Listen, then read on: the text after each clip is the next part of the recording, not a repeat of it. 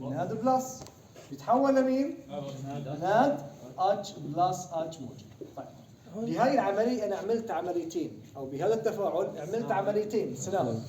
أول عملية اسمها دي كاربوكسيليشن. نزعنا ثاني أكسيد الكربون وعملت دي هيدروجينيشن.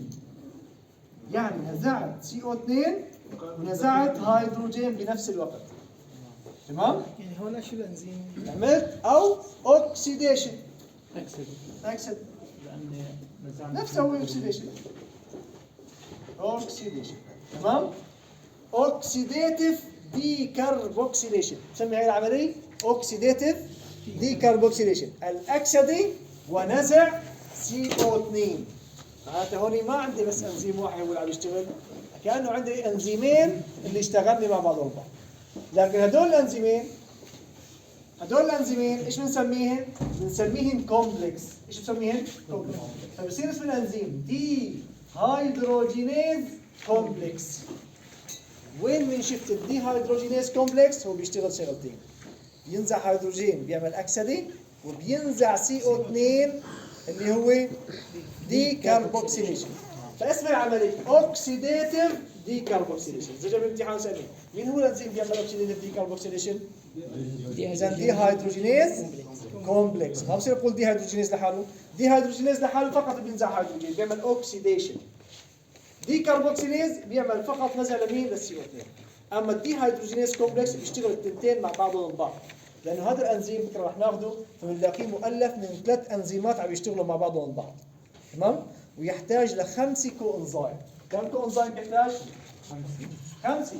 هذا الانزيم اللي هو دي هيدروجينيز كومبلكس مؤلف من انزيم 2 3 انزيم. الكوانزيم الاول اللي هو تي بي بي ثيامين بيروفوسفيت. تذكروا الفيتامين بي 1 قلنا انه نقصه بيؤدي للبريبري او الويكنس، يعني ضعف في انتاج الطاقه. ليش؟ لانه البي 1 هو عباره عن كوانزيم للانزيمات التي تستخلص السكر. يعني انا معظم الطاقه عم طلعها في حلقه الكريبس، وانا لادخل على حلقه الكريبس بحتاج للفيتامين بي 1.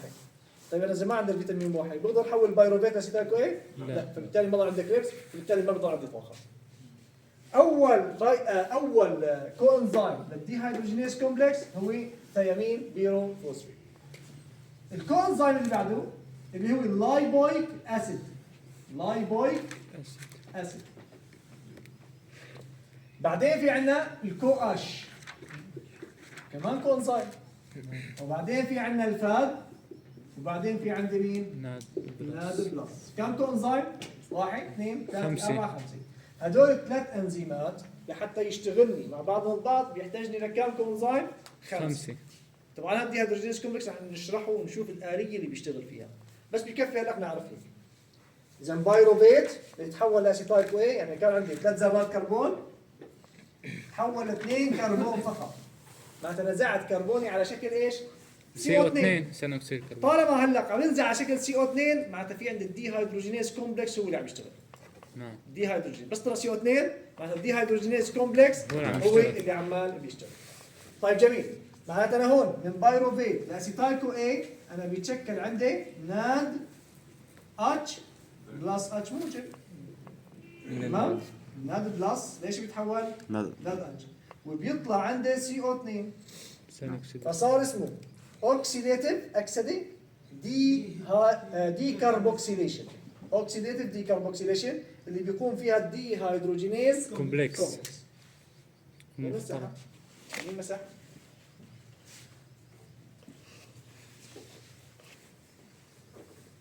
هلا كان صار عندي الاسيتايل كو اي. هذا الاسيتايل كو اي صار جاهز انه يدخل وين؟ على حلقه الكريبس. طبعا حلقه الكريبس نسبه لمكتشفه اللي هو الكريبس، او بسميها سيتريك اسيد سايكل او حلقه حمض الليمون.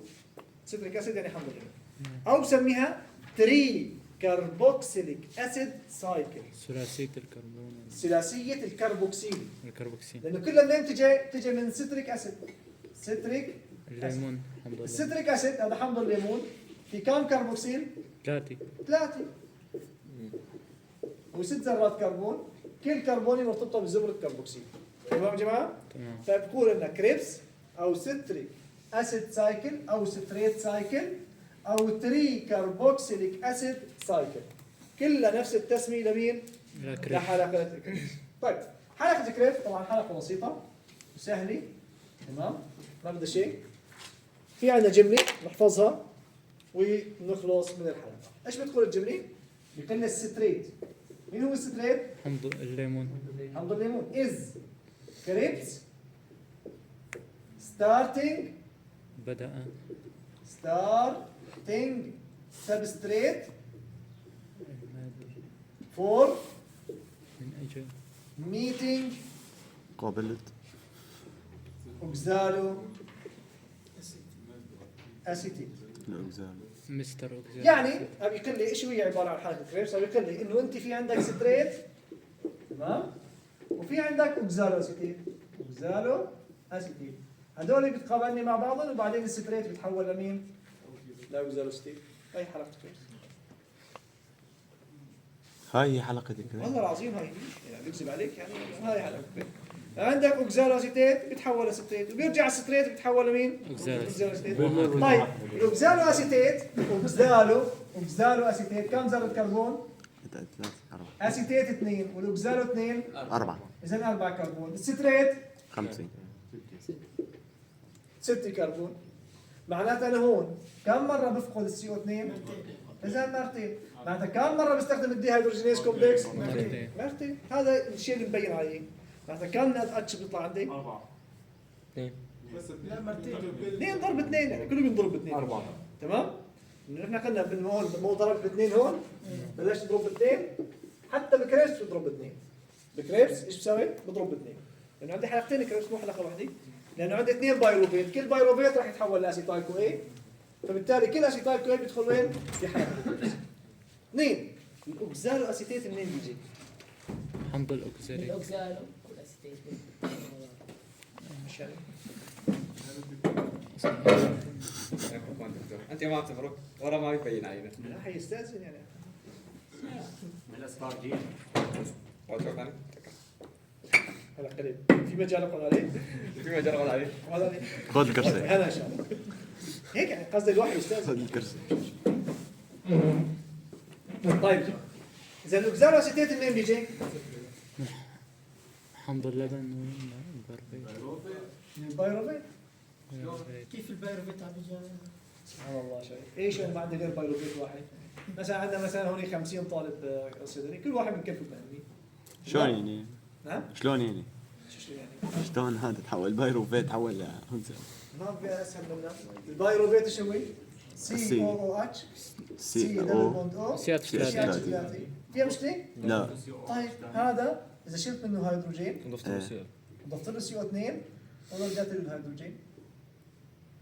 بس هاي. والله العظيم بايروفيت كاربوكسيليز. طيب منين اجى السي او او اش؟ نعم؟ منين اجيت؟ سي او 2 سي او 2 سي او 2 مو عم يطلع معنا سي او 2 ايوه. كيف طلعت معي سي او 2 قمت اخذتها اشتغلت فيها هون. شلت اتش من هون حطيته هون. نعم؟ كمان اكسل اللي بتدخل فيها يعني ايش يعني اكسد؟ راح يطلع نادر بي اشهر لا لا ما بيطلعش. ايش بيطلع؟ ايش بيطلع؟ انا ضفت سي او 2 بس كاربوكسيليز بس.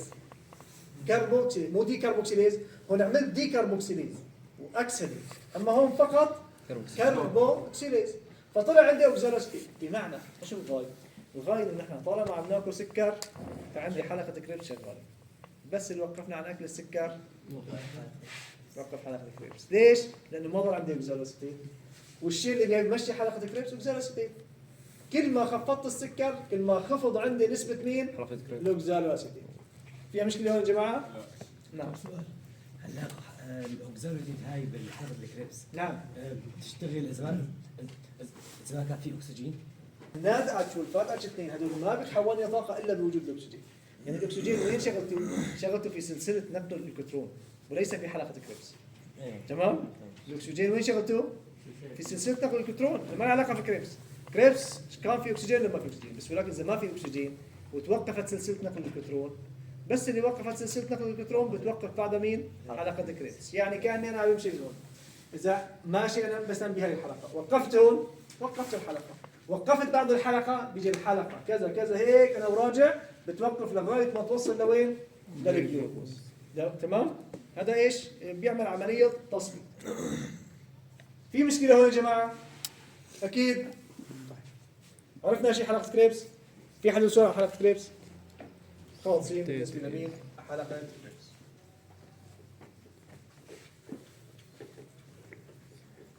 دكتور انت قلت لنا الفصل الاول انه هي بيجي 50 مرحله ورا بعضهم حلقه كريبس، هون طلعوا تنتين صحيح. أنا قلت 50 اكثر. ليش انتوا بتقولوا علي ولا شو يا جماعه؟ في شيء غلط انتوا عندكم يعني.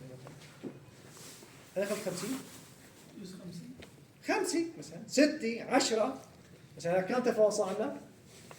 من اول ما بدأنا لهلا كتاب. ايه ما نتوقع 10 10 تمام؟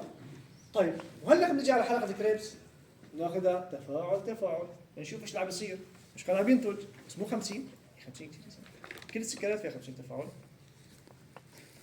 طيب ستريت is the Krebs starting substrate for making oxaloacetate. عرفنا انه الاوكزالوسيتيت بيروح بيقابل الستريت والستريت بيتحول لمين؟ للاوكزالوسيتيت. جميل. طيب انا بدي اعرف مين هدول المركبات اللي بيمشيني في النص؟ اول مركب خلي انه في عندنا ستريت. في عندنا مين؟ ستريت. ونحن بنعرف هذا الستريت كيف بيتشكل؟ من الاوكزالو اسيتيت بوجود مين؟ اسيتايل كو اي. ما طلع عندي هون اسيتايل كو اي؟ نعم. فالاسيتايل كو اي كم ذره كربون؟ 2 والاوكزالو 4 اسيتيت صار 4 كربون. فالستريت كم واحد؟ 6 كربون. فيها مشكله هون جماعه؟ طيب هذا التفاعل بيقوده انزيم اسمه ستريت سينسيز. سينسيز وليس سينسيتيز. ايش الفرق بين سينسيز وسينسيتيز؟ سينثيسيس صناعة هذوك صناعه. تاني ما بعرف كمان صناعه؟ كمان؟ والله العظيم. سنسيتيز يعني معناتها ثنائي او في شغلات مش شيء له علاقه بالصافه والطاقه. ايوه بالضبط. اذا سينسيز ما بيستهلك طاقه، سينسيتيز بيستهلك طاقه. طالما عم نقول انا هون اسمه ستريت سينسيز معناتها لا يستهلك طاقه، مجرد بجيب هالمركبين بيربطهم مع بعض البعض باضافه جزيئات مي. تمام؟ بكره بالامتحان بيسالني كيف بيتشكل الستريت؟ بنقول له من عمليه تكثيف. تكثيف مين مع مين؟ اوكزالوسيتيت مع اسيتايل كو اي باضافه جزيئات مي. بس خلص. صعبه؟ ما هي صعبه صح؟ طيب يعني 2 زائد 4 6 بس انتهى الموضوع. طيب جميل. خلصنا. بعدين از الاي انه الستريت بيتحول للمواكب تبعه اسمه ايزو ستريت. ستريت من خلال اضافه مي وحذف مي. يضيف مي وبيحذف مي. هذا النوع من الانزيم بسميه انزيم تماكب ايزوميريز. بس ولكن له نوع خاص. من شوي قلنا في نوع من انواع التماكب كان اسمه ميوتيز صح؟ بينقل الجزيئه ضمن المركب. اما اللي بيحذف مي بيضيف مي وبيحذف مي بسميه اكونيتيز. اكونيتيز او سميته ايزوميريز. صحيح. ان شاء الله ندخل بهاي الانواع الجديده من الانزيمات. فيها مشكله هون جماعه؟ انا عندي هذا الاكونيتيز حولته لمين؟ لايزوستريت. ها؟ عن طريق اضافه اكونيتيز حولوا الستريت لايزوستريت. لايزوستريت او بسميه ايزوميريز. تمام؟ طيب كريبس كي يعني احنا اخذنا مركب كان هو عباره عن الفا كيتو جلوتاريت. سمعين فيه؟ ايوه. طيب الجلوتاريت يا جماعه الجلوتاريت الفا كيتو جلوتاريت كم ذره كربون للجلوتاريك اسيد؟ 5. اذا 5. فهون انا كان عندي 6 ذرات كربون صح؟ لانه هذا الشبيه تبعه تحول ل5 كربون. حذف سي او 2 طالما خسر سي او 2 معناته مين الانزيم؟ دي هيدروجينيز كومبليك. معناته مين بيطلع عندي؟ سي او 2 ناد بلس بتحول لمين؟ ناد اش. ناد اتش بلس اتش وبيطلع سي او 2. بس انا بيهمني هلا المردود الطاقي يعني اعرف مين الناد ومين الفاد والاي تي بي اللي عم تطلع. فيها مشكله هون؟ طيب الالفا كيتو جلوتاريت رح يتحول للاس. مين الاس؟ اسمه سك سينايل كو اي. هذا ابو الاربعه. سك سينايل كو اي. السكسينيت كان 4 كربون. طيب انا 5 للاربعه CO2. طلعت CO2 وكمان كمان دي هيدروجينيز كومبلكس وبيطلع عندنا بلس. اتش بلس اتش موجود. فيها مشكله؟ لا. جميل. كمان اس ساكسينايل كو اي بتحول لمين؟ للساكسينيت. ساكسي. طيب معناتها هون كو اي انا طلعت الكو اي، الكو اي شلون تطلع؟ على شكل كو اش، تطلع على شكل كو اش. بس اشيل الكو اش والكو اي يعني اللي هي مساعد انزيم هو مساعد انزيم. بس ايش هي بالضبط يعني؟ فقلنا نحن هي عباره عن مركب عضوي من ايش بيتالف؟ ثيول.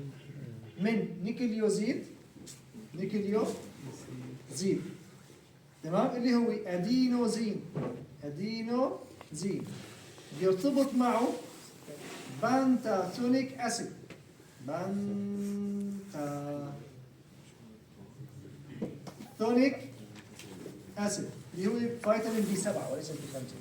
بنتاثونيك اسيد بيرتبط مع الانين، يعني صار في عندك انت اساس ازوتي مع سكر مع فيتامين مع حمض اميني، كمان حمض اميني اللي هو سيستاين. اللي بيميز السيستاين انه بيحتوي على ثيول جروب، بيحتوي على ايش؟ ثيول. فمشان هيك دائما بنحط بالنهايه اس اتش. الاس اتش هي ناتجه من السيستاين ثيول جروب. فهذا المركب هو عباره عن تامين او مرافق انزيمي او كو انزيم او كو انزيم، انزيم مساعد بيتالف من هدول المركبات مع بعضهم البعض، احماض اميني مع سكر مع اساس ازوتي مع فيتامين. سيستاين. تمام؟ فيها مشكله هون جماعه؟ من عند ايزوستريك ايزوستريت. وبعد ما عاد فهمت شيء. طيب الايزوستريت كم ذره كربون؟ 5 6. بعدين بيتحول للالفا كيتو جلوتاريت، ما هو بقول لك ريبس. نعم. اول حرف ك الفا كيتو جلوتاريت، الجلوتاريك اسيد 5 ذرات كربون، اخذناه الفصل الاول. تمام؟ طيب انا كان عندي 6 ذرات كربون وحولته للخمسه، انحذف. معناتها انا حذفت ذره كربون. شكل لان قلنا كل ما بحذف ذره كربون على شكل CO2 بتشتغل عند مين؟ دي هيدروجينيز كومبلكس. طيب الدي هيدروجينيز كومبلكس بيطلع لي مين؟ نادش. طيب كان عندي 5 حولت لأربعة، نفس الشيء طلع CO2 والانزيم اللي بيشتغل دي هيدروجينيز كومبلكس وبيطلع لنا اتش بلس اتش موجود. صار عندي فيها مشكله هون؟ هلا السكسينيل كو اي غير السكسينيت. لا هذا سكسينايل كو اي هو نفس السكسينيل بس ولكن انا ضفت له كو اي مساعد. انزيم مساعد او مساعد انزيم. تمام؟ طيب هلا اذا نزعت الكو اي منه بيتحول للسكسينيت. كم ذرة كربون؟ تمام؟ فهذا 4 ذرات كربون والسكسينيت 4 ذرات كربون. معناتها ما في عندي نزع CO2، معناتها ما عندي دي هيدروجينيز كومبلكس. لكن شو الانزيم اللي بيشتغل؟ اسمه ثيوليز، بصير نسميها ثيوليز او ثيوكاينيز. لانه نحن وقت اللي عم نكسر الرابطه مو في عندنا هو عباره عن السكسينايل كو هو COOH سي عندنا رابطة مضاعفة. CH2 سي دبل بوند او اس كو اي. وقت عم يجي بكسر الرابطه من هون عم يطلع كميه كبيره من الطاقه عم تكون كافيه لاني اربط جي تي بي او جي دي بي مع ان اورجانيك فوسفات، او بمعنى اخر ان هاي الطاقه اللي عم تطلع او عم تتحرك كافيه لربط اي دي بي مع ان اورجانيك فوسفات. بيتحول لادي غير عضوي. تحول لمين؟ اتي بي. ATP، وهي جزيئة ال ATP الوحيدة اللي بتطلع في حلقة الكريبس، ما في غيرها. تمام؟ عن طريق الثيوكاينيز أو الثيوليز. إذا قلنا مين هو التفاعل الوحيد في حلقة الكريبس اللي بيطلع طاقة؟ نقول له تحويل السكسينال كو اي لساكسينين بوجود انزيم ثيوليز أو ثيوكاينيز. فيها مشكلة هون؟ لا. طيب شلنا نحن الاس كو اي، تمام؟ وتحول لمين؟ للساكسينيت. الساكسينيت ليش تحول للاف؟ فيوماريت. فيوماريت. الفيوماريت كمان 4 ذرات كربون بس ولكن منزوع 2 هيدروجين. نزعنا له 2 هيدروجين هي اكسده صح؟ هدول 2 هيدروجين منين نزعتن؟ من كربونتين جوهرتين مختلفتين في المركب نفسه. شلون؟ يعني اسيمتريك. كل كربوني واحد. يعني شو اسيمتريك. مختلفتين وهن أنا نزعت قلمين من يدين مختلفتين في الشخص الواحد. يعني مو إنه من كربوني وحدي الهرب بالشخص الواحد، أو مو من كربونتين مختلفتين في شخصين مختلفين. تمام؟ فطالما معقول كربونتين مختلفتين في المركب نفسه، فالكوانزيم تبع مين هو؟ إذا الفاد يتحول لمين؟ فاد اشتني فاد اتش 2. يعني اخذناه بالفصل الاول. اخذناه بالفصل الاول. تمام؟ طالما عم بنزع من كربونات مختلفه في المركب الواحد، معناته انا عندي فاد اتش 2. فيها مشكله هون جماعه؟ ام ماليت. فيوماريت ايش بيتحول؟ زيت. ماليت. طيب انا هذا الفيوماريت ليتحول لماليت بيحتاج لانزيم اسمه فيوماريز. فيوماريز. ريز. الفيوماريز هذا بيشتغل باضافه H2O جزيء مي. بس بضيف جزيء مي. للفيوماريت. مو انا هون عندي الفيوماريت في رابطه مضاعفه، نعم. راح اكسرها وضيف له مره هيدروجين ومره OH. تمام يا جماعه؟ تمام. يعني انا عندي المي عباره عن هيدروجين واتش، وعندي رابطه مضاعفه كسرتها. كل كربوني ايش بعطيها؟ وحده هيدروجين والثاني او اتش. OH. في مشكله هون؟ نحصل على ماليت. هون بس اضفت ايش؟ اضفت جزيء مي. بعدين من ماليت لاوكزالو اسيتيت. ايش هو الاوكزالو؟ اخذنا الاوكزالو هو عباره عن زمره كربوكسيلي مع زمره كيتوني. كيتوني. طيب انا هون عندي هاي الزمره الكربوكسيلي، وهون في عندي الكحول. كيف بدي احولها لكيتون؟ يسحب منه بسحب منها هيدروجين. 2 هيدروجين. فالماليت راح يتحول للاوكزالو اسيتيت عن طريق ماليت دي هيدروجينيز. نازع لمين؟ للهيدروجين. منين بنزع الهيدروجين؟ من نفس ذرة الكربوني في المركب نفسه، من نفس الكربوني. معناته هون هنا عندي الدي هيدروجينيز بياخذ الناد ولا الفاد؟ بياخذ الناد. ناد بلس يتحول لمين؟ ناد اتش بلس اتش. نعم. ليش تكتب هيك فوق؟ شو هذا؟ علمي عشان منو؟ ليش دخل نادي ونادي أرض؟ شنو يعني محمد؟ أصلاً. مو انا نزعنا 2 هيدروجين؟ طيب 2 هيدروجين مين بده يشيلهم؟ يا ناد يا فاد. كنا الفاد انا عم بستخدمه بحاله وحيده انه كربونتين مختلفتين. اما هون اذا من نفس الكربوني في المركب هذا بستخدم مين؟ الناد اتش. طيب هذا هاي انا اللي صار عندي مين؟ حلقه كريبس كلياتها بالانزيمات تبعتها. طيب يجينا بنعمل ايش؟ كونكلوجن او بسموها ايش؟ مستخلص يعني ريفيجن لا. عملنا ريفيجن دكتور، عملنا ريفيجن ان شاء الله بعد رمضان باذن الله. راجع. لسه ما اخذنا شيء للرجل. ما اخذنا شيء للرجل. هلا هاي كلها طيب حلقه الكريبس يا جماعه قلنا في بساطه انا عندي 4 ذرات كربون اللي هي الاوكزالوسيتيت اللي بتيجي من البايروفيت وسرتت بربطها مع ست ذرات. اسيتايل كو اي 2 كربون، فمشان يصير عندي 6 ذرات كربون اللي هو مين؟ ستريت. ستريت عن طريق ستريت سنسيز. قلنا تفاعل تكاثف باضافه جزيئات مي وفاضسي. طيب الستريت بيتحول للمواكب تبعه ايزو ستريت عن طريق الايزوميريز. لكن احنا قلنا مو بنسمي الانزيم على اسم الركيزه اللي عمل عليها. ليش هم بالعكس؟ وين؟ لا هم يعني تفاعل عكوس. وين؟ اول واحد قلنا ستريت ستريت سنسيز. اي وين؟ انا ايش سوي؟ الانزيم صنع الستريت. ما بصير يقول اوكزالو اسيتيت سنسيز. لانه هو ايش بيصنع؟ بيصنع الستريت ولا بيصنع الاوكزالو اسيتيت؟ ستريت. بس نحن كنا نسمي الانزيم على الفاضي اللي اشتغل عليها مو على ما في عندنا قواعد بس يعني انا هسميها الانزيمات بطرق ننتبه. مختلفه تماما. اغلب الانزيمات هون لا تتبع القاعده. تمام؟ طيب اذا الستريت يتحول للمواكب تبعه اللي هو الايزو ستريت. الايزو ستريت راح يتحول لمركب 5 ذرات كربون الفا كيتو جلوتاريت.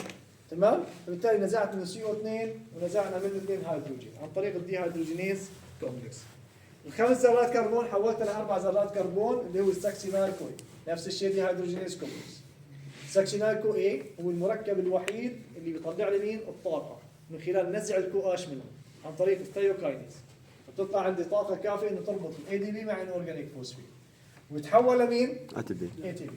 بتحول بعدين لساكسينيت. الساكسينيت بنزع بعمل له دي هيدروجينيز، بنزع منه 2 هيدروجين وبضيف له جزيئة مي وبرجع بنزع منه 2 هيدروجين. إذا ملاحظين بالساكسينيت أول شغلة نزعت 2 هيدروجين، بعدين أضفت ماء، بعدين نزعت 2 هيدروجين. تمام؟ 2 هيدروجين اللي بنزعها من الساكسينيت الكوانزيم تبعها فات. تمام؟ واللي بنزعم بعد إضافة المي الكوانزيم تبعه مين؟ لاني كربونتين وكربون. تمام؟ إذا ما في عندي أنا غير تفاعل واحد بيستخدم الفاد اللي هو تحويل الساكسينيت لفيوماريز. وفي عندي تفاعل واحد بيطلع لي الاي تي بي اللي هو كذا وكذا. هدول هيك بدنا نحفظهم. يعني بدنا نعرف مين بيطلع اي تي بي، مين بيطلع فاد، مين بيطلع ناد، تمام؟ مين بيستخدم عفوا الفاد، مين بيستخدم الناد، ومين بيطلع فاد اتش 2 ومين بيطلع ناد اتش 2. او ناد اتش بلس اتش موجود. في مشكلة هون يا جماعة؟ طيب نيجي نعمل المردود الطاقي تبعنا. إذا طلعته على الحلقة كم اي تي بي عندي؟ واحد اي تي بي بالحلقة الوحدة، عم بحكي كحلقة تمام؟ بس كجلوكوز تنتين بضرب اثنين، دائما بضرب اثنين. كم ناد؟ 1 3. 3 ناد اتش بلس اتش. عندنا 1 2 3 فاد وحده. واحد فاد اتش 2. طيب انا هلا وين موجود؟ في الميتوكوندريا ولا في السيتوبلازما؟ اذا ما عندي مشكله انا الفاد بتضل فاد والناد بتضل ناد، لاني موجود انا بالاصل وين؟ في الميتوكوندريا. معناتها هاي بضربها بثلاثه وهاي بضربها باثنين. باثنين وهاي بتضل واحد. 3 في 3 9. و2 11 1 12 12 اي تي بي بحلقه كريبس. إذا حلقة كريبس الكاملة بتطلع 12 اي تي بي، أنا عندي حلقتين كريبس 24 بقول 24. وفي عندي من 6 ل 8 في التحلل السكري 32 هون كان 24 6 أيوة. من 30 ل 34. 20 24. وفي عندنا من 6 ل 8 تحلل 30 32. سكري. تمام شو صاروا؟ 30 ل 32 من 30 ل 32. بايش ضل عندنا كم؟ ل 38 هي ايوه من 36 ل 38. تم عندنا 6 هذه بي. اللاكتاك هذا تبع حمض اللبن. مو حولنا البايروفيت لاسيتايل كو اي؟ نعم. مو طلع عندي ناد اتش بالميتوكوندريا؟ تمام؟ هون انا عندي كم بايروفيت؟ 3. واحد كم اثنين بايروفيت؟ ايه واحد. واحدة تنتين بالسكر تنتين بالسكر جلوكوز واحد. الحمد لله على كل حال. اهم شيء ما نصلي نصوم. لا بس شوفوا يا جماعه انا عندي هذا الجلوكوز بيدخل تحلل سكري تمام؟ بيعطي 2 بايروفيت. بايروفيت. هذا البايروفيت بيعطي اسيتايل كو اي وبيعطي اسيتايل كو اي. هذا بيدخل على كريبس وهذا بيروح على وين؟ على كريبس. تمام؟ طيب انا هون عندي عم يطلع ناد اتش وهون عم يطلع عند مين؟ ناد اتش. ناد اتش. هون في عندي من 6 ل 8 اي تي بي. الناد اتش الوحده بثلاثه تنتين 6. 6 اي تي بي. هاي 12 وهاي 12 ناتج 20 24 اي تي بي. ف 24 و6 30. اذا 30 ومن 6 ل 8 من 36 ل من 38. 36 ل 38 فيها مشكله يا جماعه. هاي حلقه كريبس. لا مو بشكل مختصر، هاي بشكل معمق. بس اعمق من هيك ترى ما ضل يعني. انا بتذكر كانوا يحطوا لنا تفاعل انه سي 6 اش 12 او 6 نعم بيتحول ل 6 سي او 2 زائد 6 اش 2 او زائد 38 او تي بي هيك كده. كان قديش كان يطلع كرسي 2 10 يا زلمه 6 CO2.